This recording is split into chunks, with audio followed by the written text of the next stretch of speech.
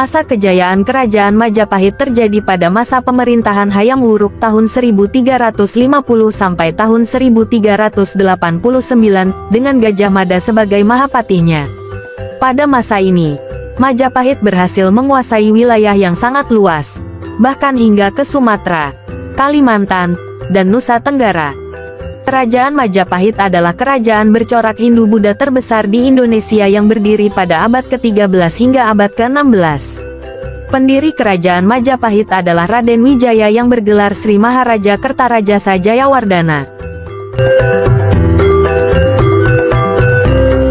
Raden Wijaya dinobatkan menjadi raja pada tanggal 15 bulan Kartika pada tahun 1215 Saka, atau bertepatan dengan tanggal 10 November tahun 1293. Letak Kerajaan Majapahit di Selat Sungai Brantas, Kecamatan Trowulan, Kabupaten Mojokerto, Jawa Timur.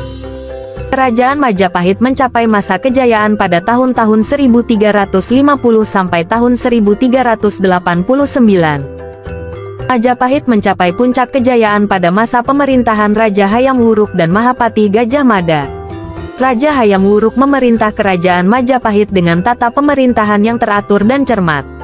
Puncak kejayaan Kerajaan Majapahit tidak terlepas dari peranan Gajah Mada yang berhasil menumpas pemberontakan dan mampu menyatukan Nusantara.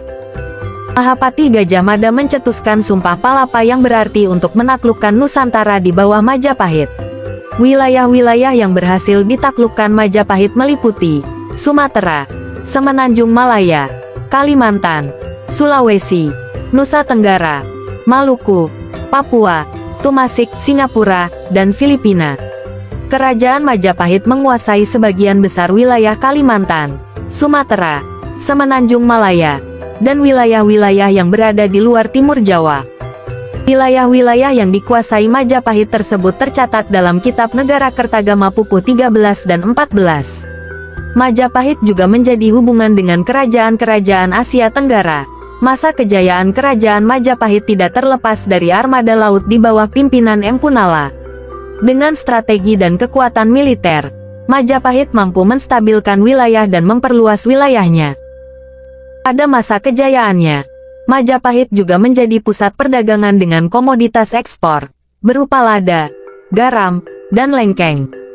Raja Kerajaan Majapahit Raden Wijaya Kertajasa Jayawardana tahun 1293 sampai tahun 1309 Masehi, Kalagamet, Srijayanagara tahun 1309 sampai tahun 1328 Masehi, Sri Gitarjat Tribuwana Tunggadewi tahun 1328 sampai tahun 1350 Masehi, Hayam Wuruk Sri Rajasanagara tahun 1350 sampai tahun 1389 Masehi, Wikramawardana tahun 1389 sampai tahun 1429 Masehi, Suhita Dia Ayu Kencana Wungu tahun 1429 sampai tahun 1447 Masehi, Kertawijaya Prabu Brawijaya Pertama tahun 1447 sampai tahun 1451 Masehi, Raja Sawardana